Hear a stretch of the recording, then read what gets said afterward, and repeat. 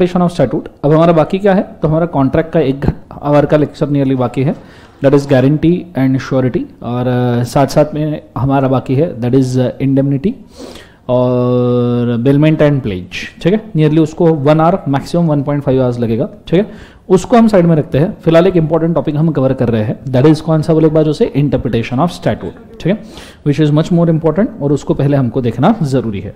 अब basically interpretation of statute का मैंने जैसे मेंशन किया था, मैंने ऑडियो जो डाला था हमारे ग्रुप के ऊपर, जीडीपीडी वालों, ग्रुप सिर्फ लाइव स्ट्रीम का है, तो कृपया ये मत मेंशन कीजिए कि सर हमें भी ग्रुप में ऐड करो, that is for coordination with live stream students. So मैंने ग्रुप के ऊपर ऑडियो डाला था, और उस ऑडियो के अंदर मैंने मेंशन किया था कि हम इंटरप्रिटेशन ऑफ स्टैट्यूट जो है वो चार्ट में से लेंगे, स्पेसिफिकली चार्ट में से लेंगे। उसके पीछे रीजन ये था, इंटरप्रिटेशन ऑफ स्टैट्यूट ये काफी टेक्निकल है, फर्स्ट एंड फॉरमोस्ट थिंग। ठीक है, समझ में आने में हो सकता है थोड़ी बहुत दिक्कत जाए, इसलिए मैं interpretation of statute fast track में भी पढ़ा रहा हूं। At the same time fast track में अगर आपको समझ में आता है बहुत अच्छी बात है, पर इन केस अगर आपको लगता है कि आपको समझ में नहीं आ रहा है because of its technicality, Latin maxims उसके अंदर यूज किए हैं, तो उस वजह से आपके लिए रेगुलर लेक्चर भी मैं इंटरप्रिटेशन ऑफ स्टैट्यूट के एनक्रिप्ट करके डाल रहा हूं। ठीक है, so if you feel like कि आपको यहां से नहीं समझ में आया, you can always go with the encrypted lectures. समझ में आ रहा है सबको, हाँ है ना? सो लाइव स्ट्रीम में अगर आवाज क्लियर आ रही है तो कृपया एक बार कमेंट कर दीजिए, ऑडियो वीडियो क्लियर है तो फिर उसके बाद में आगे बढ़ जाएंगे। Ready, let's go. So first and foremost thing अभी हम बढ़ रहे हैं आगे, और अभी हम देखने वाले हैं that is the interpretation of केवल एक वजह से स्टैट्यूट। मुझे एक बात बताइए, स्ट्रीमिंग तो चल रहा है सब,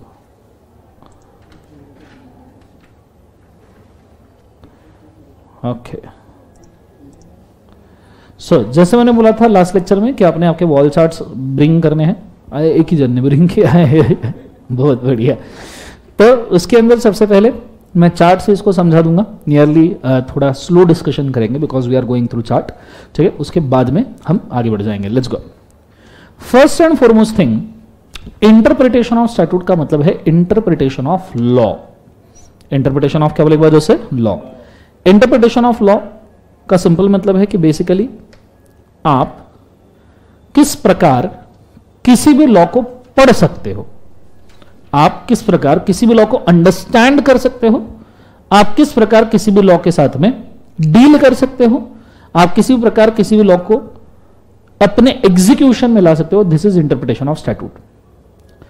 इंटरप्रिटेशन ऑफ स्टैट्यूट आपको इंटरमीडिएट लेवल पर डाला है, मेरे को बिल्कुल पसंद नहीं आया आथू, क्योंकि उन्होंने पहले आपको कॉन्ट्रैक्ट पढ़ा दिया, फिर सेल ऑफ गुड्स पढ़ा दिया, फिर पार्टनरशिप पढ़ा है, फिर कंपनीज एक्ट पढ़ा दिया है, अदर लॉज के सभी टॉपिक हो गए, और फिर बोल रहे अब पढ़ो लॉ कैसे पढ़ना चाहिए। सो ये टॉपिक सबसे पहले तो मुझे ऐसा लगता है फाउंडेशन लेवल पे आना चाहिए। कहाँ आना चाहिए? फाउंडेशन। वहां से एक आधी गायब चीज करनी चाहिए और वो इंटर लेवल पे आनी चाहिए, और इंटर जो वैसे भी LLP एक्ट वहां से गायब होना चाहिए, तुमने तो ऑप्शन में ही छोड़ा था वो, तो उसके जगह पे ये भी ऑप्शन में छोड़ सकते हो वहां पे। समझ में आ रहा है सबको? हाँ है ना? सो इसलिए इंटरप्रिटेशन ऑफ स्टैट्यूट वहां आना चाहिए, बट ठीक है। अब बेसिकली इंटरप्रिटेशन ऑफ स्टैट्यूट आपको ऐसा लगेगा कि आज हम कुछ नया चैप्टर ले रहे हैं, पर ऐसा नहीं है। हमने जो बेसिक के 2 लेक्चर्स देखे थे लॉ के, उसमें कई सारा इंटरप्रिटेशन ऑफ स्टैट्यूट का पार्ट में कंप्लीट कर चुका हूं। जैसे लॉ ऑफ लैंड क्या होता है, डिवीजन ऑफ लॉ क्या होता है, एग्जॉस्टिव इंक्लूसिव डेफिनेशन क्या होती है, प्रीएम्बल क्या होता है, सेक्शन स्ट्रक्चर, चैप्टर स्ट्रक्चर क्या होता है, तो कई सारी चीजें इंटरनल एड्स ऑफ कंस्ट्रक्शन करके हमने वहां पे कवर की है। सो स्टार्ट करते हैं। Statute means a return will of legislature. Return will of legislature मतलब बेसिकली राइटिंग में जो लॉ दिया गया है वो किस प्रकार का है, वो समझने को हम इंटरप्रिटेशन ऑफ स्टैट्यूट कहते हैं। The term law is defined as including any order, bylaws, rules, regulations और नोटिफिकेशन।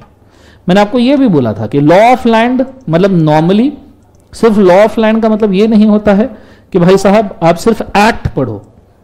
लॉ ऑफ लैंड का मतलब, ओए लॉ रेगुलर लाइव स्ट्रीम कर दिया मैंने, होल्ड वही सोचो हाँ क्यों नहीं रहे बच्चे, फास्ट ट्रैक वालों को नहीं किया।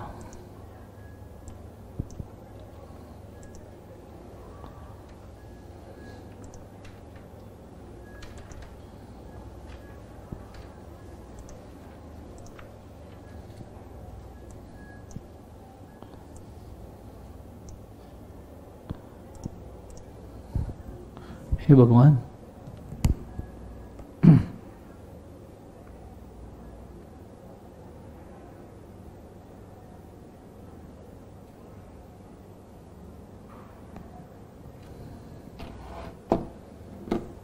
ओके, सो लाइव स्ट्रीम में ऑडियो वीडियो क्लियर है क्या वापस से? अरे यार, सो लाइव स्ट्रीम में ऑडियो वीडियो क्लियर है क्या वापस से बताइए, ठीक है। जैसे मैंने कल पूरी टाइप वापस जैसे मैंने कल मेंशन किया था कि इंटरप्रिटेशन ऑफ स्टैट्यूट के हम सुनने साथ शुरू करने वाले हैं। कॉन्ट्रैक्ट का कुछ 1.5 आवर का अपना कंटेंट बाकी है, उसको हम थोड़ा सा साइड में रखते हैं, तो कृपया वो कंटेंट को हम आराम से कवर करेंगे, ठीक है। बट आज एक इंपॉर्टेंट एरिया लेते हैं। जैसे मैंने मेंशन किया था, आज इंटरप्रिटेशन ऑफ स्टैट्यूट हम चार्ट में से ले रहे हैं और इंटरप्रिटेशन ऑफ स्टैट्यूट काफी टेक्निकल है, तो मैं आज फास्ट ट्रैक मोड में इंटरप्रिटेशन ऑफ स्टैट्यूट आपको करवा के दे रहा हूं। But at the same time कभी आपको टेक्निकलिटी की वजह से ऐसा लगता है कि आपने रेगुलर लेक्चर्स देखने चाहिए, तो मैं हंसो मत रहे ना, 1-2 रेगुलर लेक्चर्स, ये लाइव 552 के बच्चे हंस रहे हैं यार, लाइव स्ट्रीम गलत जगह पे चला गया था जीवन के अंदर, इस वजह से हंस रहे हैं और उसी वजह से लेट हुआ। सो ठीक है, सो 1-2 लेक्चर्स मैं आपको प्रोवाइड कर रहा हूं। अगर आपको इंटरप्रिटेशन ऑफ स्टैट्यूट का ये फास्ट ट्रैक का लेक्चर टेक्निकलिटी की वजह से समझ में नहीं आता, क्योंकि ये काफी टेक्निकल चैप्टर है, तो आप वो 2 रेगुलर लेक्चर देख के भी समझ सकते हो। बट आज मैं उसको कंप्लीट करूं as from the point of view of fast track. So basically basic चीज इंटरप्रिटेशन ऑफ स्टैट्यूट में ये बोली है कि interpretation of statute is a written will of legislature, मतलब एक्ट कैसे लिखा है। पर लॉ के अंदर सिर्फ विल ऑफ लेजिस्लेचर या फिर एक्ट नहीं आता, सिर्फ एक्ट नहीं आता लॉ के अंदर। लॉ के अंदर कोई भी orders, bylaws, rules, regulation, notification, ये भी चीजें आती है। और ये मैंने आपको मेंशन किया था लॉ ऑफ लैंड में कि भाई साहब आपका एक्ट, रूल्स, नोटिफिकेशन, सर्कुलर, ये सब आपके लॉ का पार्ट होता है, तो आपने उसी प्रकार उसे को समझना चाहिए। Statute signifies a written law. Instrument is formal writing of any kind such as agreement or the record drawn up and executed in a technical form. नीचे, interpretation is a process by which real meaning of an act and intention of the legislature it is ascertained. Normally हमें जो act का meaning समझना चाहिए वो हम किसी act को पढ़ के समझ सकते हैं, पर उसके रूल्स, नोटिफिकेशन, सर्कुलर हमको हेल्प कर सकते हैं और भी ज्यादा उसको बेटर लेवल पे समझने के लिए। इसमें से पहले पार्ट में से आपको कुछ नहीं पूछा जाएगा, तो इसको मत पढ़ना नेक्स्ट टाइम, मैंने इसके लिए आपको पढ़ दिया है, ठीक है। ये चीज होने के बाद में अब आता है इंपॉर्टेंस ऑफ इंटरप्रिटेशन, कि हम इंटरप्रिटेशन क्यों ले रहे हैं, क्या जरूरत है। In relation to the statute, interpretation is of importance because of inherent nature of legislation as a source of law. So इसलिए बेटा बाकी सब चीजें छोड़ो, लाइव स्ट्रीम के अंदर ये व्यूज, वो व्यूज, फलना ढकना, इंटरप्रिटेशन पढ़ लो, सब व्यूज वगैरह सही जगह पे आपको मिल जाएंगे, डोंट वरी, उन चीजों का ऑलरेडी अंदाजा है, ठीक है। मेन जो कंटेंट चल रहा है उसके ऊपर ध्यान दीजिए। In relation to a statute, interpretation is of importance because of inherent nature of legislature as a source of law. Normally कभी भी आप इंटरप्रिटेशन ऑफ स्टैट्यूट को यूज इसलिए करोगे क्योंकि एक चीज के कई सारे इंटरप्रिटेशन निकल सकते हैं, ठीक है, एक ही प्रोविजन के कई सारे इंटरप्रिटेशन निकल सकते हैं। फॉर एग्जाम्पल, अभी मैं अगर बोल रहा हूं कि मेरा बहुत पेट दुख रहा है, तो हो सकता है मैडम बोलेंगे सर आपको एसिडिटी हुई है, आप बोलोगे सर क्या खा लिया था जीवन में, ये बोलेगा सर तुमको वो हो गया जो नहीं होना चाहिए था। So it can be anything ना। वैसे ही हर प्रोविजन के अलग अलग इंटरप्रिटेशन, जितने लोग उतने टाइप के इंटरप्रिटेशन हो सकते हैं, और ये इतने इंटरप्रिटेशन ना चले, इसलिए इंटरप्रिटेशन ऑफ स्टैट्यूट जरूरी है। दूसरा, interpretation of the act serves as a bridge of understanding the two, मतलब कोई भी एक्ट और कॉमन सेंस, इन दोनों को, या एक्ट या कॉमन लॉजिक, इनको साथ में मिक्स करने का तरीका और उसको इंटरप्रेट करने के तरीके को हम इंटरप्रिटेशन ऑफ स्टैट्यूट कहते हैं। समझ में आ रहा है? It is interpretation of statutory provision, the material used will be naturally have sharply a legal character as a distinct from application of the general common law doctrine where it may have more diffused character, that is statute significant written law. जैसे आपको अभी समझ में आ रहा होगा कि इसकी लैंग्वेज थोड़ी सी हेवी है, कि आप सर जो पढ़ रहे हो वो अगर आप एक्सप्लेन नहीं करोगे तो हमारी जान चली जाएगी, इसीलिए हम इंटरप्रिटेशन ऑफ स्टैट्यूट को काफी टेक्निकल वाला एरिया मानते हैं, ठीक है। सो आप ट्राई कीजिएगा कि इसके साथ आपको ये समझ में आए, अदरवाइज आपको मैंने ऑप्शन दे के रखा है एक। सो इस पॉइंट का मतलब यह है कि जो भी इंटरप्रिटेशन ऑफ स्टैट्यूट में राइटिंग में लिखा गया है, इंटरप्रिटेशन ऑफ स्टैट्यूट में राइटिंग में जो भी चीज लिखी गई है, वो चीज बेसिकली उस लॉ का लीगल कैरेक्टर डिसाइड करती है। नॉर्मली इसको मैं कुछ ऐसा मानना चाहूंगा, जब से मैंने लॉ पढ़ाना शुरू किया तो मुझे हर एक्ट के पीछे का एक अंदाजा आता है कि ये एक्ट कौन से टाइप का है, a sharp legal character. For example, अगर आप मुझे पूछो कंपनीज एक्ट कैसा है, तो मैं मेंशन करना चाहूंगा it is a liberal law. आप मुझे पूछोगे कॉन्ट्रैक्ट एक्ट कैसा है, चल रहा है। आप मुझे पूछोगे कि सर सेल ऑफ गुड्स कैसा है, तो चल रहा है। पर आप मुझे कभी पूछोगे कि सर इंसॉल्वेंसी बैंकरप्सी कोड आपके सिलेबस में भले ही नहीं है, कैसा है, तो मैं बोलूंगा अग्रेसिव लॉ है। आप बोलोगे prevention of money laundering act, तो मैं बोलूंगा बहुत भयंकर लॉ है। आप बोलोगे जीएसटी, तो मैं बोलूंगा ये तुमको तोड़ फोड़ के रख देगा।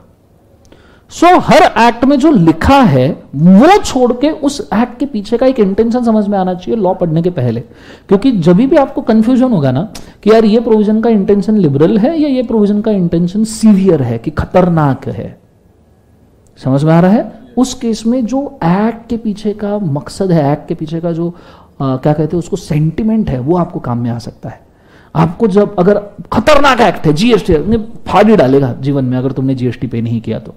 अगर ऐसा है और जीएसटी में तुमको दिक्कत आ रही है किसी प्रोविजन में कि इसका लिबरल मीनिंग लो या फाड़ डालने वाला मीनिंग लो, तो सिंपल सी बात है, फाड़ डालने वाला लो भाई। Are you understanding? वही कॉन्ट्रैक्ट में मेरे को मीनिंग निकालना है कि भाई ये प्रोविजन का मीनिंग, कोई भी प्रोविजन, डैमेजेस का मीनिंग मुझे सीवियर लेना है या लिबरल लेना है, तो कॉन्ट्रैक्ट में बोलूंगा लिबरल ले लो भाई। कंसेप्ट समझ में है? इससे लॉ को और समझने में मदद होती है। तो सेंटेंस का मीनिंग वो है कि शार्प लीगल कैरेक्टर एक्ट का या लॉ का कौन सा है, क्या एग्जैक्ट है।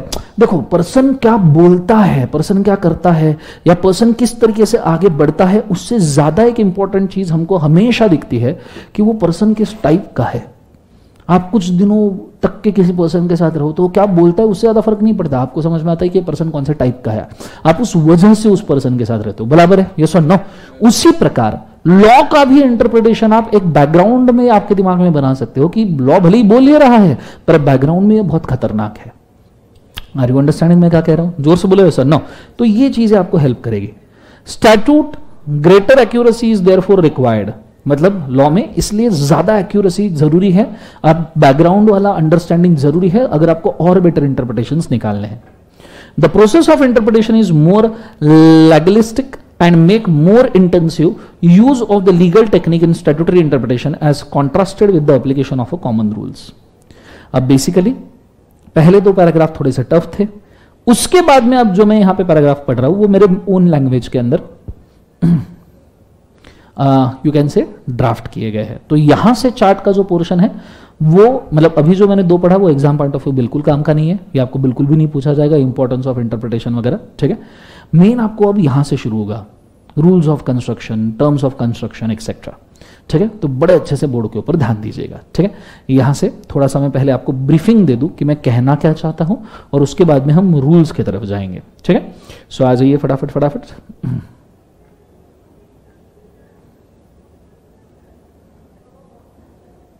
ओके, अब अगर मैं बात करूं इंटरप्रिटेशन ऑफ स्टैट्यूट की, तो सबसे पहले हम लेते हैं रूल्स ऑफ इंटरप्रिटेशन। क्या बोले एक बार उसे? रूल्स। अब सवाल है ये रूल्स ऑफ इंटरप्रिटेशन क्या है? इनके अलग अलग कुछ 5 नाम हैं। पहला नाम है literal construction, as you can see. दूसरा नाम है रीजनेबल कंस्ट्रक्शन। तीसरा नाम है बेनिफिशियल कंस्ट्रक्शन। चौथा नाम है एक्सेप्शनल कंस्ट्रक्शन और पांचवा नाम है हार्मोनियस कंस्ट्रक्शन। अब ये रूल्स किस लिए है? हर स्टैट्यूट में सालों दर साल, थाउजेंड्स ऑफ ईयर्स हम कह सकते हैं, जब से फर्स्ट लॉ बना था वहां से लेकर आज तक इंसानों ने, ह्यूमंस ने, ऐसा नहीं है सिर्फ इंडिया का है, this is a literature which is being derived from all the laws across the world. So साल दर साल इंसान ने लॉ के अंदर के प्रॉब्लम्स देखे कि कौन सी जगह पे क्या क्या प्रॉब्लम्स आ सकता है, और जब वो प्रॉब्लम कंसिस्टेंटली ऑकर होना शुरू हुए कि ये प्रॉब्लम आता ही है, ये प्रॉब्लम आता ही है, ये प्रॉब्लम आता ही है, तो वो प्रॉब्लम्स को सॉल्व करने के लिए इंसानों ने रूल्स बना दिए कि आप अगर ऐसा सिमिलर टाइप का प्रॉब्लम झेलोगे तो आपने ये रूल लगाना है, आपका प्रॉब्लम सॉल्व हो जाएगा. आर यू अंडरस्टैंडिंग मैं क्या कह रहा हूं? बोलो यस और नो. जिसमें से सबसे पहला है रूल्स ऑफ लिटरल कंस्ट्रक्शन. अब normally rule of literal construction मतलब क्या है तो मैं पहले समझा दूं आपको. देखो आप कुछ इसको ऐसा समझो, ठीक है? ये गेट है, किसी भी गेट का स्पेलिंग सही है ना जीवन में? हाँ है ना? सो ये किसी भी लॉ का गेट है. For example here is a law. अगर आप गेट से अंदर घुसोगे तो जाके अंदर का लॉ पढ़ पाओगे. बोलो हाँ है ना? ये गेट का ही नाम मैं लिख रहा हूं लिटरल कंस्ट्रक्शन. लिटरल क्या अलग बाजू से? कंस्ट्रक्शन. लिटरल इंटरप्रिटेशन ये गेट का नाम है. हाँ, लिटरल नाम ही वही है, लिटरल कंस्ट्रक्शन ही नाम है. ग्रामेटिकल कंस्ट्रक्शन, लिटरल कंस्ट्रक्शन वही नाम है. ये टर्म, ये गेट का नाम रख रहा हूं मैं literal construction. It is the name of the rule. ये गेट से आप पार हो जाओगे तब जाके आपको 3-4 अलग अलग टाइप की डिफिकल्टी आ सकती है. जिस केस में आप reasonable construction, exceptional construction, harmonious construction and अगर हम बोले कौन सा वाला बचा रहा, बेनिफिशियल कंस्ट्रक्शन, ये 4 कंस्ट्रक्शन यूज कर सकते हो. मतलब primary gate is a literal construction. अब मैं ऐसा क्यों बोल रहा हूं, क्यों लिटरल कंस्ट्रक्शन को मैं गेट बोल रहा हूं और क्यों इतना इंपॉर्टेंस दे रहा हूं? हर बंदा जब कोई लॉ पढ़ता है, मार्क माय वर्ड्स, हर बंदा जब कोई बेल्टेक्स, समझो कल उठा के मैंने तुमको कंपनीज एक्ट का बेल्टेक्स दे दिया, तुमने कंपनीज एक्ट के बेल्टेक्स को देखना शुरू कर दिया, रीड करना शुरू कर दिया. हर बंदा जब कोई भी एक्ट को पढ़ता है तो जाने अनजाने में वो कोई कंस्ट्रक्शन करता है तो वो लिटरल कंस्ट्रक्शन ही है. लिटरल कंस्ट्रक्शन मतलब जो वर्ड्स में लिखा है उसको लिटरली समझ जाओ, जो बेल्टेक्स में लिखा है उसको लिटरली समझ जाओ, जो वर्ड टू वर्ड लिखा है उसको लिटरली समझ जाओ. ग्रामर के रूल के हिसाब से, इंग्लिश के रूल के हिसाब से, वर्ड के मीनिंग्स के हिसाब से उसको अगर आप समझ रहे हो, दैट इज लिटरल कंस्ट्रक्शन. मतलब आप चाहो आप ना चाहो आपको इस गेट से गुजरना ही पड़ेगा. अगर आप लॉ पढ़ रहे हो तो आपको इस गेट से जाना ही पड़ेगा. जब आप इस गेट से जाओगे तो आपको और दुविधाएं महसूस होगी और प्रॉब्लम्स आप फेस करोगे. अब गेट से गुजरने के बाद प्रॉब्लम फेस करोगे तो लिटरल कंस्ट्रक्शन, गेट ही अच्छा बनाओ, यह बोलने की कोशिश की गई है कि लिटरल कंस्ट्रक्शन ही ऐसा बना दो कि आगे जाके दुविधा ना हो. सो लिटरल कंस्ट्रक्शन आप चाहो आप ना चाहो आपको करना ही पड़ेगा, आपके पास ऑप्शन नहीं है. आप इतने दिनों से, जब मैं चार्ट पढ़ाता था और चार्ट पढ़ाने के बाद में आप जो टेक्स्ट पढ़ रहे थे वो आप क्या कर रहे थे? आप लिटरल कंस्ट्रक्शन ऑलरेडी कर रहे थे. आर यू अंडरस्टैंडिंग मैं क्या कह रहा हूं? जोर से बोलो सुनो, समझ में आ रहा है मैं क्या कह रहा हूं? So literal construction is basically what you are actually doing. जो आप कर रहे हो पर आपको पता नहीं है. तो वो बोलते हैं कि लिटरल कंस्ट्रक्शन कुछ ऐसा करो कि आगे दिक्कत ना जाए, और अगर गई भी तो 4 अलग अलग रूल्स है, 4 अलग अलग दिक्कतों को संभालने के लिए. तो लिटरल कंस्ट्रक्शन को मैं हमेशा प्राइमरी रूल ऑफ इंटरप्रिटेशन बोलता हूं. अब प्राइमरी रूल, पहला रूल है भाई इंटरप्रिटेशन का ये, और बचे हुए जो 4 रूल्स है इनको मैं सेकेंडरी रूल्स ऑफ इंटरप्रिटेशन बोलता हूं, क्योंकि ये लिटरल पार होने के बाद दिक्कत महसूस हुई तो यूज होगा, पर लिटरल तो पहले यूज हो जाएगा. गेट तो पहले ही खोलना पड़ेगा, फिर पता चलेगा ना अंदर किस किस से भिड़ना है. Are you understanding? ये सुनो, जोर से बोलो हाँ या ना. पर छोटा सा डायग्राम लिटरल कंस्ट्रक्शन के लिए ये ड्रॉ करके रखो कि this is the primary rule और बचे हुए सेकेंडरी रूल क्यों है. गो फॉर इट फास्ट, मतलब आपको याद रहे.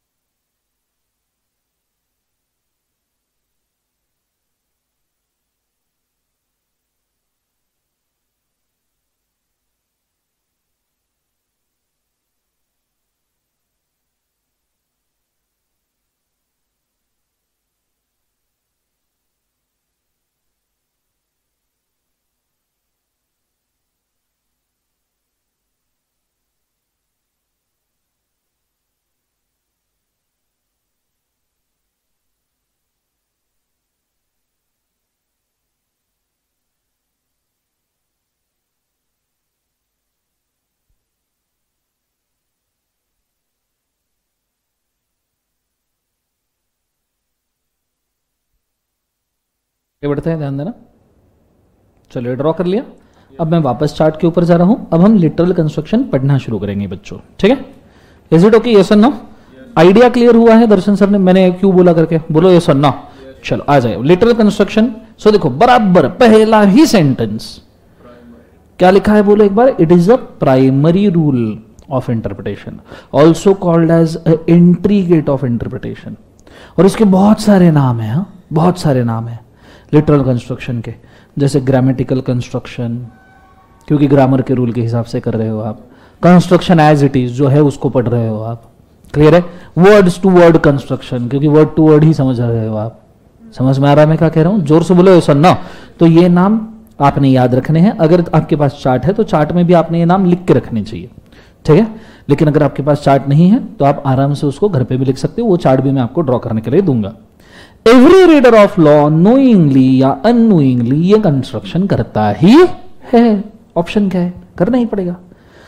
In this rule statute should be read in their grammatical meaning.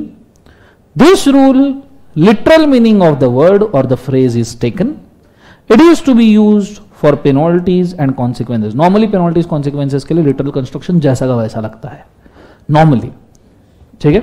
Unless and until there is ambiguity, penalty literally interpret करनी चाहिए। 50,000 मतलब 50,000, उसको घुमा के मत करो कि कंपाउंड इंटरेस्ट वाले 50,000 या सिंपल इंटरेस्ट वाले 50,000। क्लियर है कंसेप्ट? स्ट्रेट जो है। Here it is assumed that draftsman is perfect. Literal construction में हम अज्यूम करते हैं ड्राफ्टमैन ने जो लिखा है मस्त लिखा है, इस पे जो लिख रहा है वो मैं समझ रहा हूं। Are you understanding? यस और नो? पर लिटरल कंस्ट्रक्शन करने के बाद जब आपको तकलीफ जाती है, आपने कोई लॉ रीड किया, आपने कोई प्रोविजन रीड किया, पर आपको लगता है यार लिखा तो ठीक है पर लॉजिकली फिट नहीं हो रहा, लिखा तो सही है पर लॉजिकली समझ में नहीं आ रहा, लिखा तो है पर प्रैक्टिकल नहीं है, लॉजिकल नहीं है, तो ऐसे सिचुएशन में आप कौन सा कंस्ट्रक्शन करते हो? रीजनेबल, रैशनल पर्सन के हिसाब से। आर यू अंडरस्टैंडिंग मैं क्या कह रहा हूं? जोर से बोले यस और नो। अब एक सिंपल एग्जांपल देता हूं। नॉर्मली आप शोरूम से गाड़ी परचेस करो, कार शोरूम से तुमने गाड़ी परचेस की और तुमने कार शोरूम वाले को बोला कि भाई गाड़ी की डिलीवरी में मतलब पूजा वूजा कर ली, मस्त नारियल वारियल फोड़ दिया वहां पे, और फिर तुमको याद आया तो कि तुमको गाड़ी चलाना ही नहीं आता, तो तुमने शोरूम वाले को बोला कि भाई मैं 10 दिन बाद गाड़ी सीख के आऊंगा और कार से शोरूम से कार को लेके जाऊंगा 10 दिन बाद। कितने दिन बाद बोले एक बार? 10 दिन बाद लेके जाऊंगा। ऐसा तुमने किसको बोला? बोले एक बार शोरूम वाले को। शोरूम में लग गई आग, कार जल गई, कौन जिम्मेदार? जिसने ओन की है वो। बोलो यस और नो। पर प्रैक्टिकली रिस्पॉन्सिबिलिटी तुमने किसके ऊपर डाली थी? अब यहां लॉ कहता है कि जिसकी कार है वो जिम्मेदार, पर अगर शोरूम को खुद का नाम बचाना है, शोरूम को खुद को इंश्योरेंस कंपनसेशन मिलने वाला है, और जिसकी कार जली है वो बहुत बड़ा आदमी है और लग्जरी कार है, ऑडी, मर्सिडीज वगैरह, खतर रेंज रोवर, और जिसने खरीदी वो अंबानी है, तो शोरूम वाले को पैसा देना पड़ेगा, नई कार देनी पड़ेगी या नहीं देनी पड़ेगी? बोलो हाँ या ना। नाम बचाने के लिए देना पड़ेगा। अब लिटरल कंस्ट्रक्शन क्या कहता है? अंबानी ने खर्चा बियर करना चाहिए, करवा के दिखाओ। मानो उसके पास करोड़ों अब्जों रुपए होंगे, पर शोरूम को अगर ये चाहिए कि उसकी इज्जत बनी रहे, तो रीजनेबल कंस्ट्रक्शन क्या कहता है? कि शोरूम वाले ने डैमेजेस देने चाहिए। ये गलत लॉ के हिसाब से है, पर तुम खुद बताओ कि अगर तुम कमिश्नर हो, कलेक्टर हो, इनकम टैक्स ऑफिसर हो, तुम्हारा मार्क पॉलिटिशियन हो, है ना गलत? इसी दैट गलत नहीं कह सकते, रीजनेबल रैशनल पर्सन के हिसाब से। गलत नहीं बोलने का, क्या बोलने का? रीजनेबल इंटरप्रिटेशन है ये, क्लियर है? क्योंकि प्रैक्टिकली अगर आपका मार्केट में उतना वट है तो आप तो ये चीजें करवाओगे ही ना। बोलो हाँ या ना। और शोरूम वाले की जिम्मेदारी है कि उसने कार ठीक रखनी चाहिए। अगर इतने बड़े आदमी को कार बेची है, और ऑब्वियसली इतने बड़े आदमी को कार बेची है, मतलब शोरूम का भी नाम हो रहा है, वो भी गुडविल यूज कर रहा है, तो उसने तो इज्जत रखनी ही चाहिए। अब ये हुआ रीजनेबल कंस्ट्रक्शन। कंसेप्ट समझ में आ रहा है सबको? हाँ है ना? जोर से बोलो सर ना। ये चीज की कोई। सो रीजनेबल कंस्ट्रक्शन ये प्राइमरी रूल है क्या? नहीं, इट इज सेकेंडरी, क्योंकि लिटरल करने के बाद समझ में आएगा अरे यहां तो एम्बिग्यूटी है, ये तो हो ही नहीं सकता। It is a secondary rule but a logical interpretation. Logic wise क्या होना चाहिए, सही गलत का नहीं है, लॉजिक वाइज क्या होना चाहिए वो पूछ रहे, इथिक्स वाइज नहीं पूछ रहे, लॉजिक वाइज क्या होना चाहिए वो पूछ रहे।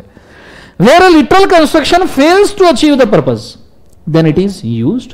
Rule of reasonable construction applies where ordinary meaning is absurd और where literal interpretation fails to achieve the purpose. Literal construction तहस नहस हो गया, लगाने की बहुत कोशिश की, फट गया, तो ऐसे सिचुएशन में कौन सा, reasonable. It is in a reasonable construction, the interpretation must be according to the purpose, policy, object, spirit of the law. ठीक है, नीचे the word of the statute must be construed so as to lead the sensible meaning. Here it is assumed that draftman is a faulty. हम यहाँ draughtsman को faulty समझ के ही चलते हैं कि ड्राफ्टमैन ने भैया लॉ के हिसाब से तो लिख दिया पर लॉजिकली कुछ और होना चाहिए था। समझ में आ रहा है सबको, हाँ है ना। सर की BMW नहीं, नालायक, मेरी कार को जलाओ जी हमने तुम। चलो यहां तक समझ में आ रहा है सबको, हाँ है ना। जोर से बोले सर नो। रीजनेबल समझ में आया।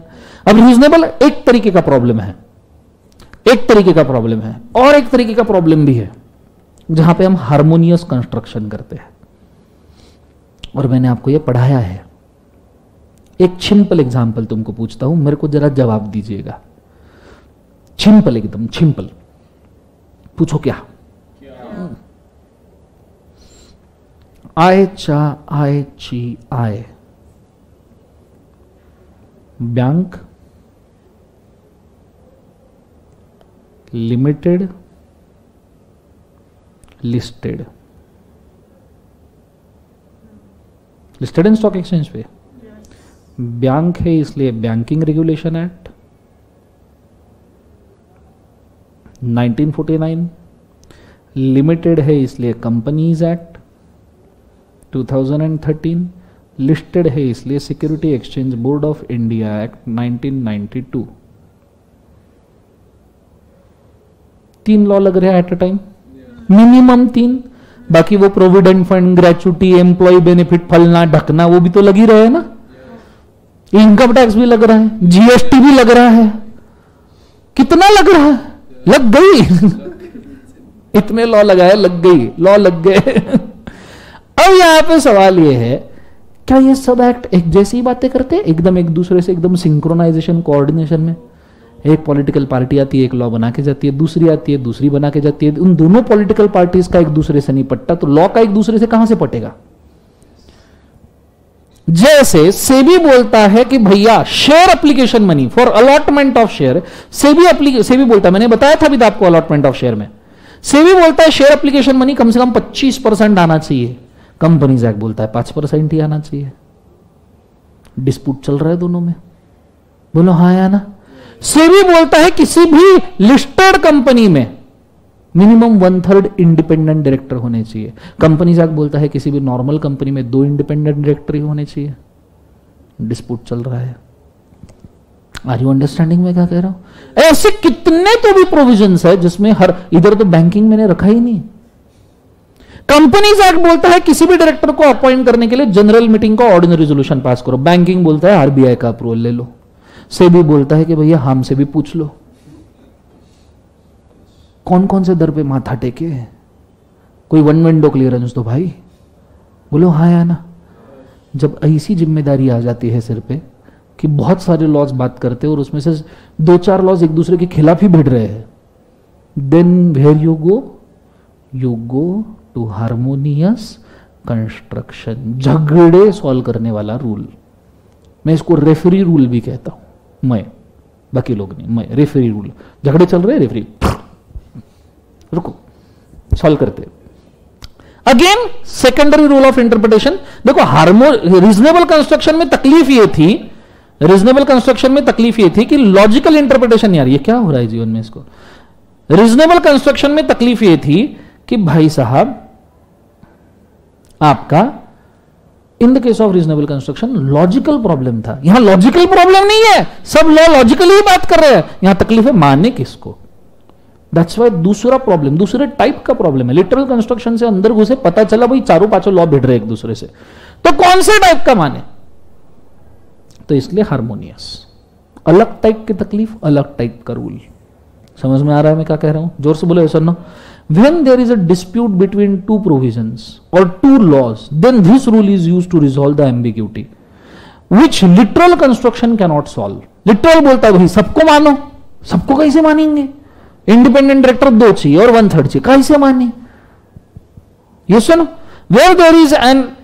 where there are in an enactment 2 or more provision which cannot be reconciled with each other, एक दूसरे से reconcile नहीं हो सकते, there should be so interpreted wherever possible as to give effect to all of them. कुछ ऐसा interpretation करो बोले कि सब ठीक हो जाए, पहला प्रायोरिटी ऐसा इंटरप्रेट करो कि सब अपहोल्ड हो जाए. So priority 1, try to uphold both the provisions और लॉज, सभी लॉज और प्रोविजन को अपहोल्ड करो, मानो. नहीं हो पाता है, अगर ऐसा नहीं होता है, if not priority two specific law will prevail over general law. जैसे SEBI specific about listed company, companies act ये तो सभी कंपनीज के लिए, तो SEBI will override companies act. Banking regulation उसमें भी स्पेसिफिक हो गया कि सिर्फ बैंकिंग कंपनी, सेबी तो सभी लिस्टेड कंपनी को लगता है, तो banking will override SEBI. Are you understanding? This is harmonious construction. नीचे द लैटर प्रोविजन, अगर दूसरा भी प्रायोरिटी नहीं मिल रहा है तो जो लैटर प्रोविजन या लॉ है will prevail over earlier provision of law. जो लेटेस्ट लॉ आया है वो ओल्ड लॉ के ऊपर प्रिवेल करेगा. जितना नया लॉ, ताजा ताजा, कोरा करकरीत, गरम गरम, उतना अच्छा, क्योंकि वो नए सर्कमस्टेंसेस, नए टेक्नोलॉजी के हिसाब से बना है, तो कभी भी अच्छा है. Harmonious, it must always be borne in mind that the statute is passed as a whole and not as a section. ये हमेशा याद रखना कि स्टैट्यूट एक इकट्ठा पार्ट है, सिर्फ सेक्शन बोल के इसको पास नहीं किया है, वो एक ग्रुप ऑफ सेक्शंस दिया है. A court's duty is to give effect to all the parts of the statute. Here it is assumed that draftsman is faulty. सब नशे करके बैठे बोले लिखने वाले. समझ में आ रहा है मैं क्या कह रहा हूं? जोर से बोलो ये सुनो. सो अलग टाइप की तकलीफ, अलग टाइप का रूल. नेक्स्ट तकलीफ और अलग है, बेनिफिशियल कंस्ट्रक्शन. इसको प्यार से हेड ऑन रूल भी कहते हैं, क्योंकि हेड ऑन नाम के केस ने कोर्ट ने इस रूल को डिक्लेयर किया था. कोर्ट बोला कि हेड ऑन केस, ये क्या चल रहा है जीवन में, कोर्ट बोला कि हेड ऑन नाम के केस में हम डिसाइड करेंगे कि भाई साहब ये बेनिफिशियल कंस्ट्रक्शन क्या है. बड़े अच्छे से ध्यान देना. जेरोक्स निकालते हो तुम, सिर्फ उसी के भरोसे पे तो जीवन चल रहा है. मुझे बताओ, जेरोक्स ये ओरिजिनल वर्ड है या किसी कंपनी का नाम है? जब तुम किसी को जाते हो और बोलते हो जेरोक्स देना, मतलब तुम क्या बोल रहे हो? कंपनी देना. ओरिजिनल वर्ड है फोटोकॉपी, पर तुम क्या बोलते हो? जेरोक्स देना, मतलब कंपनी दे दे. लिटरल कंस्ट्रक्शन करो, कंपनी दे दे. बिस्लरी, पर हम किधर भी बॉटल मांगते, वाटर बॉटल, हम ये नहीं बोलते मिनरल वाटर दो भैया, हम क्या बोलते हैं? बिस्लरी दो. बोलो हाँ या ना.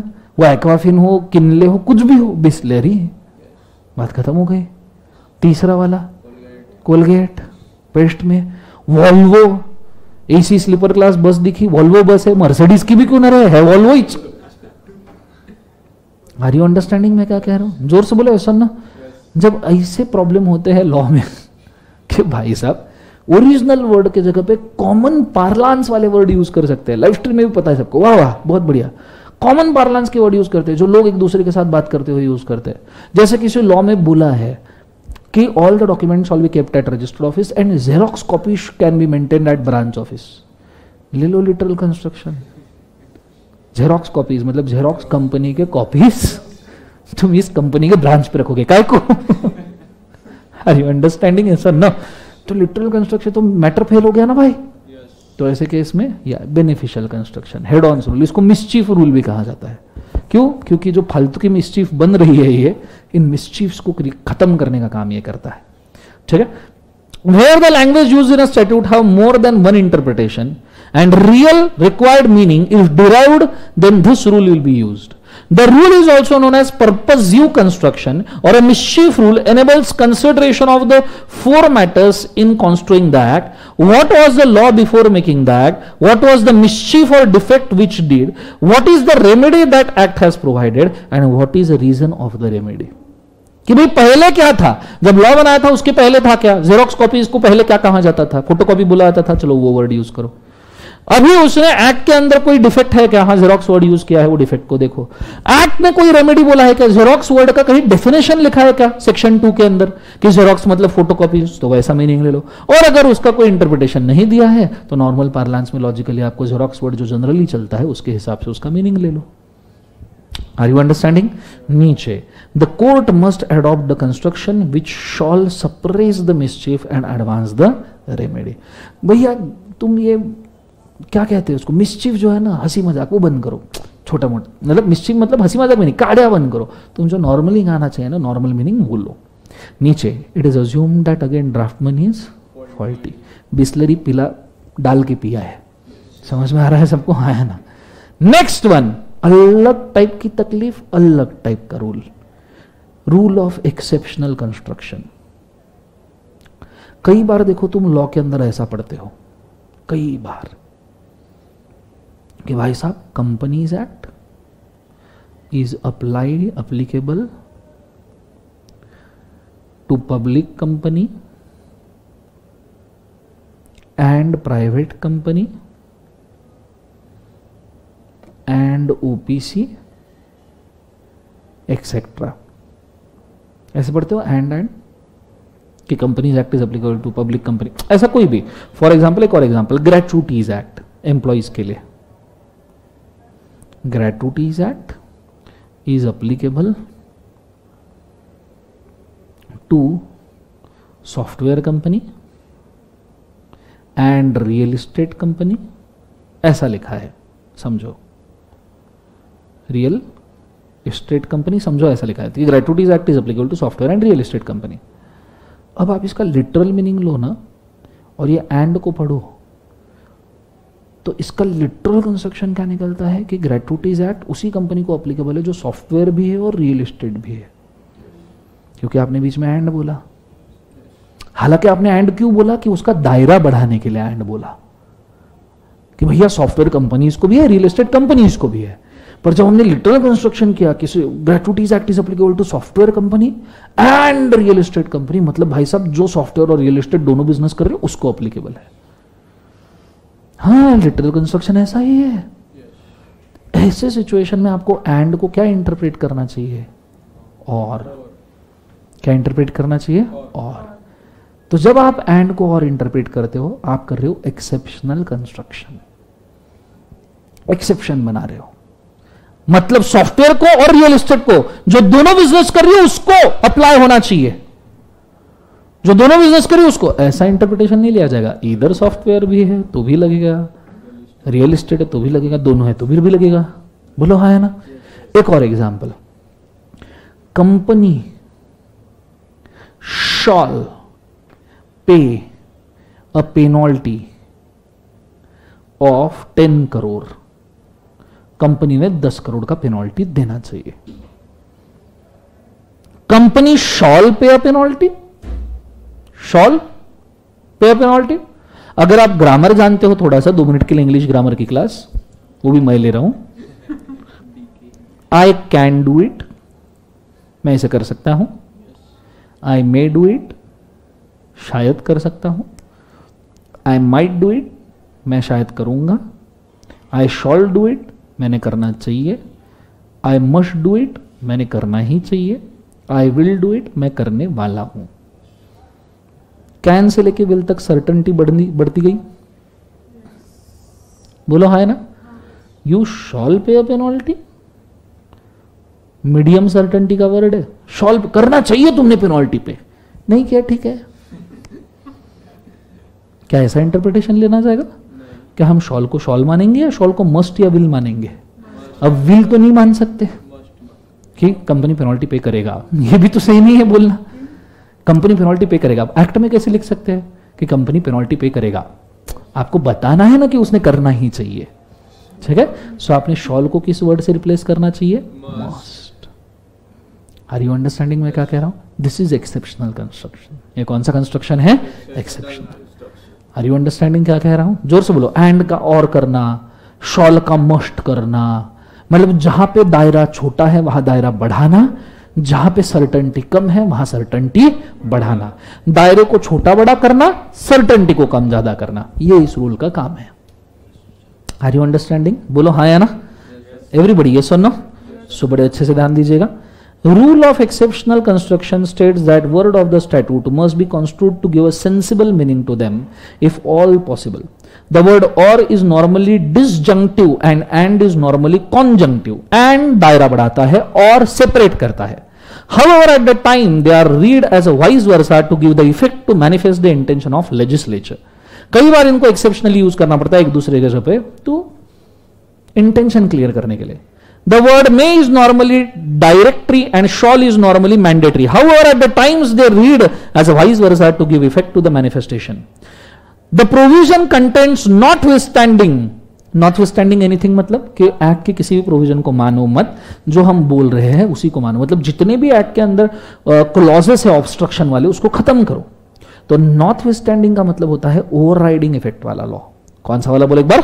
ओवरराइडिंग. अगर हमने लिखा कि notwithstanding this law is applicable to public company, मतलब किधर भी कुछ भी लिखा कंपनीज एक्ट में ये प्रोविजन पब्लिक कंपनी को लगेगा.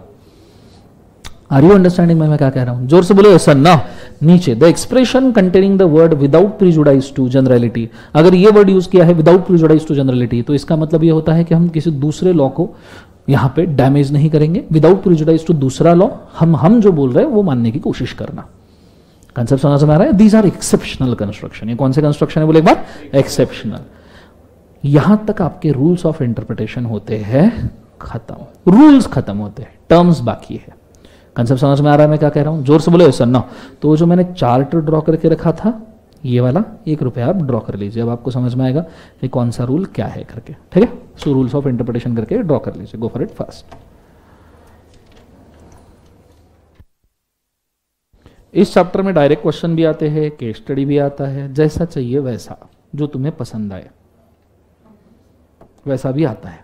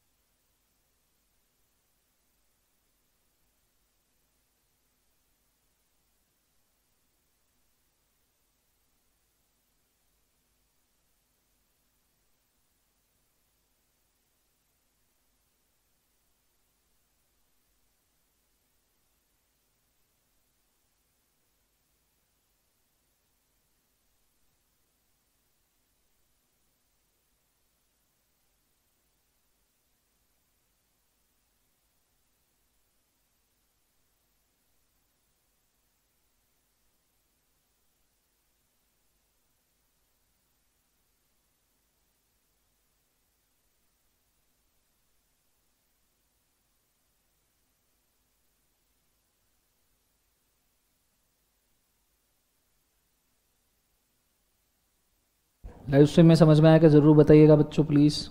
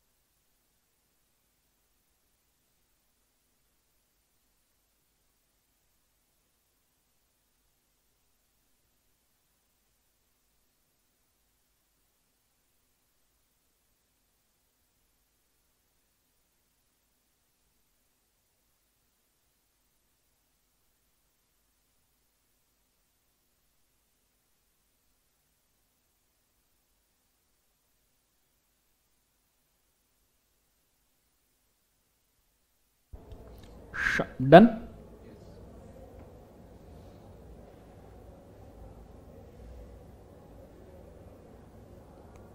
हो गया सबका, यस और नो? अब आगे बढ़ते हैं, कॉन्सेंट्रेट करना अच्छे तरीके से, लेट्स गो। बचे हुए टॉपिक के जितने भी इंस्ट्रक्शन है ये लेक्चर के एंड में दूंगा, सो फिलहाल आप सिर्फ कंटेंट के ऊपर ध्यान दीजिए, ठीक है? यहां तक आइडिया क्लियर है सबको? ओके। अब ये होने के बाद में मैं जा रहा हूं टर्म्स ऑफ इंटरप्रिटेशन के ऊपर। काय के ऊपर बोले एक बार? Terms of interpretation. ये थोड़ा बेकार है, कंसेप्ट है छोटे and easy to understand, but नाम ही बहुत भयंकर है, इसलिए मैं बोलता हूं कि इंटरप्रिटेशन काफी टेक्निकल है। जैसे एजुसडेम जेनेरिस, नॉसिट्यूर एसोसिस, एक्सप्रेसियो यूनियस्टस्ट एक्सक्लूसियो अल्टेरियस, कॉन्टेम्पोरोनिया एक्सपोसिशियो, डीड्स एंड डॉक्यूमेंट्स। ये ठीक है। हैरी पॉटर मूवी देखा है तुमने? एक्सपेक्टो पेट्रोना, वैसा ही है ये। बोलो हाँ है ना? तुमने डब देखा था हिंदी वाला? अष्टभुज भस्मम। हाँ, विंगार्डियम में भी ऐसा ही है थोड़ा। सो एजुसडेम जेनेरिस एक्चुअली बहुत सिंपल रूल्स है, तुम्हें पता भी होंगे ये, बट इट जस्ट दैट कि नाम अजीब है। इसमें तकलीफ ये नहीं है कि तुम पेपर में इसको लिख पाओगे, तकलीफ है इसका नाम लिख पाओगे क्या। क्लियर है कंसेप्ट? सो स्टार्ट करते, ध्यान देना। इधर लाइव स्ट्रीम में बोल रहे रियल आईडी से, हाँ Harry Potter. So let's go. एजुसडेम जेनेरिस, सिंपल। एजुसडेम का मतलब होता है बिलोंगिंग, जेनेरिस का मतलब होता है फ्रॉम जेनेरिया, जेनेलिया नहीं, जेनेरिया, ठीक है? मतलब जनरल टर्म से जो बाहर आ रहा है वो।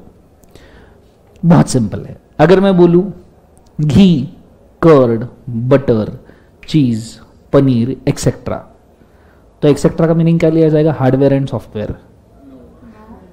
क्या लिया जाएगा? Milk products. बस यही एजुसडेम जेनेरिस है। अगर मैंने बोला वोडका, जिन, रम, विस्की एक्सेट्रा, तो उसमें क्या आएगा? गुडगर्ड्स, ग्राइप वाटर, बच्चों का ड्रिंक, हाँ है ना? ये उसके अंदर आएगा भैया लेमन जूस या ORS।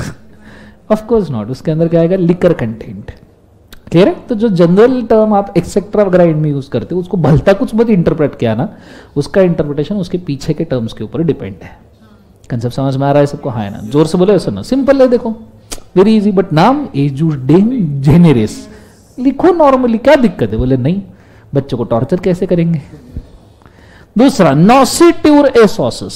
नॉसिट्यूर का मतलब होता है डेरिवेशन, एसोसिस का मतलब होता है associated, derivation of associated word.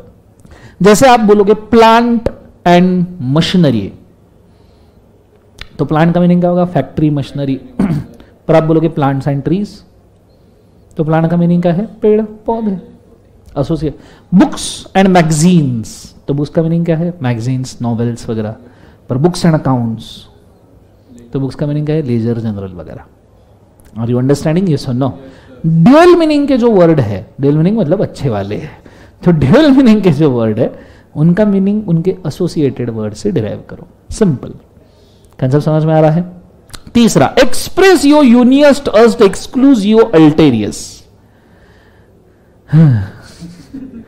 Express यो मतलब एक्सप्रेस्ड, यूनियस मतलब वन, अर्स्ट मतलब व्हाइल, एक्सक्लूसियो मतलब एक्सक्लूड्स, अल्टेरियर्स मतलब others. Express selection of one will exclude the other.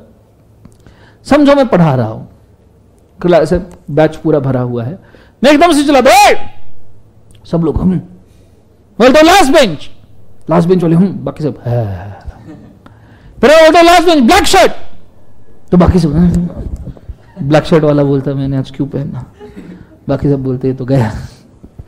Express selection of one will exclude all others. Gratuities act is applicable to coal mine. सिर्फ कोयले की खदान को ही एप्लीकेबल है, तो ऑटोमेटिकली बाकी सब खदानें एग्जम्प्ट हो गई। Are you understanding? Express one excludes the other. Idea clear है मैं क्या कह रहा हूं? जोर से बोले सन्ना। लास्ट, कॉन्टेम्पोरोनिया एक्सपोसिशियो। कॉन्टम्पोरोनियस का मतलब होता है दागदार, कॉन्टम्पोरोनियस, पोरोनियस मतलब दाग लगा हुआ या फटा हुआ या जिसमें छेद वगैरह गिरे हैं, ऐसा। नॉर्मली दागदार और फटा हुआ छेद गिरे जैसा चीज कौन सा होता है? जो पुराना होता है। कॉन्टम्पोरोनिया मतलब पुरानी चीज। एक्सपोजिशो मतलब एक्सपोज करो, पुरानी चीज को एक्सपोज करो। तुमने कॉन्ट्रैक्ट पढ़ा? बोलो हाँ या ना? बाबा आदम के जमाने का है 1872। अंग्रेजों ने हमको जो पेला वो हमने कभी चेंज करने की भी कोशिश नहीं की। अच्छा, उसको उन्होंने पेला, उसके अमेंडमेंट भी उन्होंने ही पेले। Sale of goods act and partnership act उसी में से निकाल के पेला, वो भी हम मान रहे, वो भी 1930 के। बोलो हाँ या ना? पर आज तक 150 साल हो गए, हमने चू तक नहीं की। बोलो यस और नो? कहीं कॉन्ट्रैक्ट एक्ट में 150 साल पहले सोच के लिखा था कि इलेक्ट्रॉनिक कॉन्ट्रैक्ट वैलिड है? 150 साल पहले ईमेल थे, इलेक्ट्रॉनिक एग्रीमेंट थे, फाइलिंग था। क्यों इलेक्ट्रॉनिक एग्रीमेंट, फाइलिंग वगैरह सब वैलिड है? कॉन्ट्रैक्ट में तो नहीं लिखा। समझो आज तुमने इलेक्ट्रॉनिक कॉन्ट्रैक्ट किया किसी के साथ, फ्रैंकिंग करवा के, वैलिड होता है या नहीं होता है? तुम फोन से, तुम ऑनलाइन मिंत्रा अमेजोन से परचेस करते हो, कॉन्ट्रैक्ट ही है वो। कहां लिखा है कॉन्ट्रैक्ट में वैलिड है? दागदार लॉ, पुराना लॉ, फटा पुराना, उसको एक्सपोज करो न्यू जनरेशन के साथ, नई टेक्नोलॉजी के साथ, और उस हिसाब से रीड करो। Are you understanding? कॉन्टम्पोरोनिया, एक्सपोजिशियो। आर यू अंडरस्टैंडिंग मैं क्या कह रहा हूं? जोर से बोलो यस और नो। आखिरी डीड्स एंड डॉक्यूमेंट्स, तो इसके तो रूल्स अपन रीड करेंगे। पहले ये चार्ट कॉपी कर लो, गो फॉर इट फास्ट। समझ में आया पक्का? इजी इजी है, सिर्फ नाम डिफिकल्ट है। क्लियर है?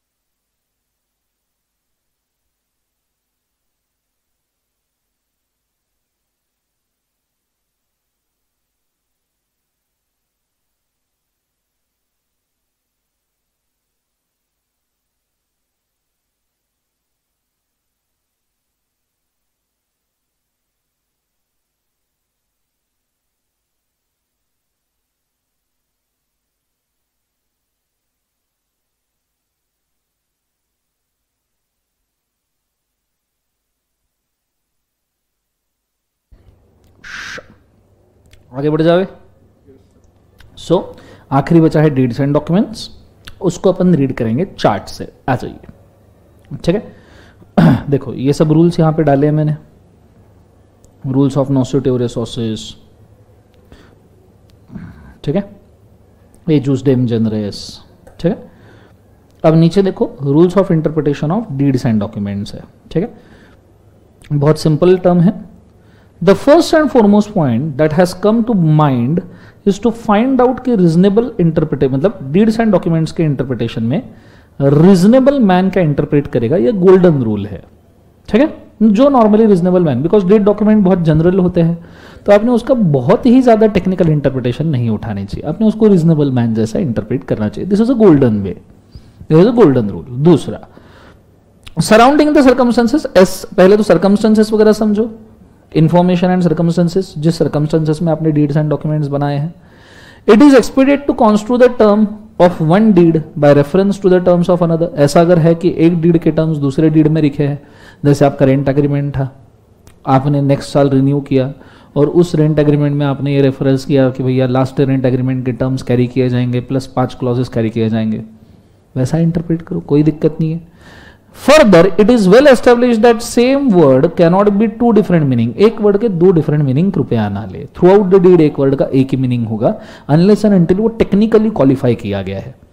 The golden rule is to ascertain the intention of the parties, parties के इंटेंशन को समझ जाओ, आप डीड को भी समझ जाओगे। क्लियर है? This purpose relevant portions documents have to be considered as a whole. एक डीड को पूरा करके ही पढ़ना, ऐसा नहीं आधी डीड अलग इंटरप्रेट की, आधी डीड अलग, आधी डीड किसी एक लॉयर ने बनाई, आधी डीड किसी दूसरे ने, ना। नीचे very often the status and the training of the parties, जो पार्टीज का स्टेटस और ट्रेनिंग है वो भी ध्यान में रखिएगा कि भाई साहब टेक्निकली कितने स्ट्रांग है, एजुकेशन उनका क्या है, कौन से बैकग्राउंड से बिलोंग करते हैं, सोशल स्ट्रेचर क्या है, ये चीज को याद रखना। फॉर एग्जाम्पल आपने कॉन्ट्रैक्ट में एक पढ़ा होगा नेसेसिटीज टू माइनर, पर नेसेसिटीज टू माइनर उसके सोशल स्टेटस के ऊपर डिपेंड होते हैं। बोलो हाँ या ना? माइनर के नेसेसिटीज उसके सोशल स्टेटस पे डिपेंड होते हैं। बोलो यस और नो? सो माइनर के अगर नेसेसिटीज उसके सोशल स्टेटस के ऊपर डिपेंड होते हैं, नेसेसिटीज ऑफ माइनर, तो उसका सोशल स्टेटस क्या है इसके ऊपर ही उसके नेसेसिटीज आएंगे। जैसे अंबानी के बेटे के नेसेसिटीज एटलीस्ट एक कार, एटलीस्ट एक अच्छा फोन, एटलीस्ट एक बंगलो, एटलीस्ट एक अच्छी यूनिवर्सिटी का एजुकेशन, ये उसका नेसेसिटी होगा। वही ऑर्फन बच्चे का खाने पीने को मिल जाए, बुक्स मिल जाए, नॉर्मल एजुकेशन मिल जाए तो ये बहुत है। बोलो हाँ है ना? उसी तरीके से आप status and training of parties को जानो, उनका सोशल स्टेटस जानो कि डीड कौन से फॉर्म में की है। नीचे consider many words used in more than one sense, it may happen and understood in one sense only. बहुत सारे वर्ड एक ही सेंस में यूज किए गए हैं तो उनको एक ही सेंस में इंटरप्रेट कीजिए, जबरदस्ती कंफ्यूजन ना लाइए। It may also happen that there is conflict between two clauses of the same document, तो ऐसे सिचुएशन में अगर कॉन्फ्लिक्ट है तो बोला गया है कि भाई साहब आपका अर्लियर क्लॉज जो है वो आपके लैटर क्लॉज को ओवरराइड करेगा, मतलब डीड में जो नंबर वाइज पहले आता है वो नेक्स्ट वाले नंबर को ओवरराइड करेगा। कंसेप्ट समझ में आ रहा है मैं क्या कह रहा हूं? जोर से बोले सर। नो, ये 8 रूल है interpretation of deed and document के।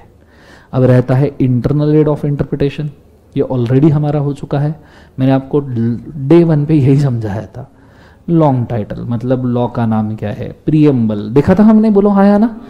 Dictionary meaning, section clauses, illustrations मतलब क्या है, प्रोविजोज एक्सेप्शन बताते हैं, explanations, schedules, read the statute as a whole, हो चुका है हमारा। बोलो हाँ या ना? नीचे किसी भी लॉ का हिस्ट्री हम क्यों जानते हैं? सबसे स्टार्टिंग में अब भोपाल गैस ट्रेजेडी वगैरह हिस्ट्री बोला था ना, हाँ या ना? प्रीवियस लॉ क्या है? कंपनीज एक्ट में हम प्रीवियस कंपनी लॉ का डेफिनेशन देखे थे 2 सबसेक्शन 67 में। फिर यूजेज लॉ को कैसे यूज करना है, अर्लियर एक्ट के कोई एनालॉगस पार्ट है क्या, कोई मटेरियल बाकी है क्या, ठीक है। जैसे इनकम टैक्स में हमेशा नया अमेंडमेंट आता है finance act, but old act वैसा ही रहता है। उसके बाद में डिक्शनरी मीनिंग क्या है, फॉरेन लॉ का कोई यूजेज है क्या, ये सब चीजें ऑलरेडी हमने डिस्कशन में ली थी।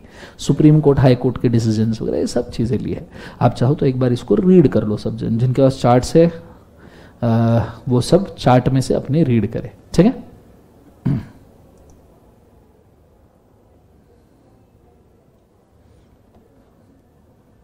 रीड कर लो एक बार, क्या हुआ? क्या टेंशन आ गया एकदम? समझ में नहीं आया क्या? फिर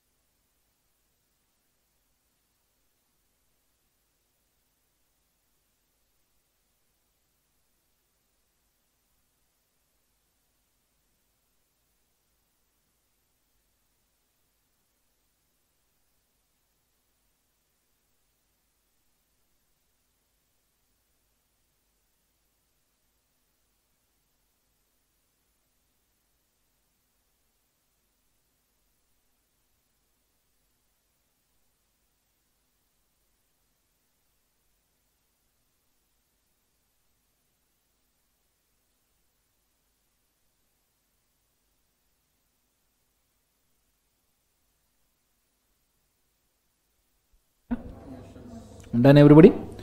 ओके, यहाँ इंटरप्रिटेशन ऑफ स्टैट्यूट आपका होता है खत्म। पर एक स्टैट्यूटरी वार्निंग में इंटरप्रिटेशन के लिए दे दूँ। जब आप इंटरप्रिटेशन ऑफ स्टैट्यूट की बुक खोलोगे तो आपको ऐसा लगेगा क्या लिखा है, ये कुछ चीज़ नहीं पता, कुछ चीज़ समझ में नहीं आ रहा, इतने भयंकर लैंग्वेज है। मेरी नहीं है, वो इंस्टीट्यूट की है, और इंस्टीट्यूट ने भी वो कॉपी की है। वो कहाँ से कॉपी की है वो भी मैं बोल सकता हूँ। बिग फोर कंपनीज के इंटरप्रिटेशन के जो रूल्स रहते हैं वो जैसे के वैसे डिक्टो कॉपी किए हैं, ठीक है, और उनकी लैंग्वेज जैसे के वैसे उठा के पेल दी है इंटर के बच्चों को, बिग 4 कंपनीज के जो रिसर्च पेपर रहते वहां से। ये चीज फ्रैंकली नहीं होनी चाहिए, ठीक है, ये गलत है। इसीलिए आपने एग्जाम पॉइंट ऑफ व्यू जो इस चार्ट में दिया है, please mark my words, exam point of view जो इस चार्ट में दिया है वो बाय हार्ट लर्न कर लीजिए, और एग्जाम में पूछा तो जैसा का वैसा लिख के आइए। केस स्टडी हो या कुछ भी हो, जैसा का वैसा लिख के आइए, आपको मार्क्स पूरे मिलेंगे, क्योंकि जो चेक करने वाला है उसको भी वो लैंग्वेज नहीं आती। समझ में आ रहा है सबको? हाँ है ना? इसलिए इसको इजीएस्ट फॉर्म में बना के दिया है। मैं खुद बोलता हूं, वो बुक मैंने ही प्रिंट की है, पर उसके अंदर मुझे वो चीज देनी पड़ी जो मॉड्यूल के अंदर लिखी है। अदरवाइज तुम चिल्लाते थे कि सर मॉड्यूल का तो कुछ नहीं दिख रहा इसमें, मैं मेरे लैंग्वेज में था, तुम बोलते हैं बेकार नहीं हो सकता। आई नो दैट, इसके पहले हुआ है। दैट्स व्हाई मुझे बुक के अंदर वो देना जरूरी है जो मॉड्यूल के अंदर है, पर मुझे समझाना वो जरूरी है जो तुम्हें आए। Are you understanding? तो इसको फॉलो कीजिए और इसी को लिखिए, चार्ट को फॉलो कीजिए। और चार्ट से ये स्पेसिफिक चैप्टर लेने के पीछे का मकसद ही वो था, क्योंकि चार्ट में मेरा और आपका लैंग्वेज हो, आप लिख सकते हो, तुम उसका पढ़ के देखना, तुम्हारी फटके हाथ में आ जाएगी। मैं पहले ही बोल रहा हूँ सच में, क्योंकि वो कैसे एक्सपेक्ट कर सकते हो बिग 4 के रिसर्च पेपर वाले, तुम सीधा उठा के कॉपी पेस्ट कर रहे हो यार। बाल मनावर वाइट परिणाम होता था, बच्चों के मन पे सच में बुरा प्रभाव हो रहा है इससे। तो बच्चा वो पढ़ता है चैप्टर इजी, अच्छा कुछ डिफिकल्ट लगा क्या, पर जब वो पढ़ते हैं ना बच्चा, वो लैंग्वेज पढ़ते है, उसको लगता है ये ऑप्शन में छोड़ा हुआ ही अच्छा है, देयर इज नो नीड। पर क्या करे जीवन में, समझ में आ रहा है सबको? हाँ है ना? तो ये चीज को आपने याद रखना, जो इतना पढ़ा है उतना ही। मैं फिर भी बोलता हूँ कि वापस आए रिपीट, नोट्स में बहुत टेक्निकल चीजें हैं, मतलब है कंसेप्ट सेम ही, अल्टीमेटली पहुंचोगे वहीं पे 10 जनपद, पर जो लैंग्वेज है वही सिर्फ डिफिकल्ट है, और वो आपको नहीं झेपेगा, मेरे भी नोट्स का नहीं झेपेगा, क्योंकि मैं मजबूर हूं। फिर भी जो मॉड्यूल में लिखा था उसको पॉइंट वाइज फॉर्म में कन्वर्ट करके, कुछ तो भी समराइज करके, जुगाड़ करके उसको मीडियम लेवल पे तो भी लाया है। But go for the chart, this is the best one. समझ में आया पक्का? जोर से बोलो यस और नो। आइडिया क्लियर है मैं क्या कह रहा हूं? अच्छा, सो यहां इंटरप्रिटेशन ऑफ स्टैट्यूट आपका होता है खत्म। फिर भी आपको दिक्कत है, मैं रेगुलर लेक्चर भी अपलोड करके रखूंगा, आपको लगता है उसमें से करना है, you can always do it, ठीक है? पर इससे ज्यादा कुछ समझ में नहीं आएगा, आएगा तो इतना ही आएगा। क्लियर है कंसेप्ट? 2-3 टेक्निकल टर्म्स ज्यादा बोली है उसमें रेगुलर लेक्चर में, बस उससे ज्यादा कुछ नहीं है। टेक्निकल टर्म मतलब लिखवाते लिखवाते ही कुछ लैटिन मैक्सिमा आते हैं इन रूल्स ऑफ कंस्ट्रक्शन में, वो तो आप अभी भी नोट्स खोलो तो हर एक कंस्ट्रक्शन में रूल में आपको एक एक पूरा लैटिन सेंटेंस दिखेगा, but there is not a time कि हम उसको रटते बैठे। कंसेप्ट समझ में आया पक्का? हाँ है ना? चल, इंटरप्रिटेशन यहाँ पे खत्म होता है, ठीक है? अब रही बात व्यूज वगैरह की, तुम्हारे इसके ऊपर बैकअप में जितने भी व्यूज है उसमें रेगुलर लेक्चर्स के व्यूज ऐड कर दिए जाएंगे, ठीक है? वो ऑलरेडी प्रोसेसिंग चल रहा है, डाउन द लाइन वो हो जाएगा, so don't worry about that, ठीक है? दूसरी बात रहेगी कॉन्ट्रैक्ट एक्ट की, तो अभी शुरू करें।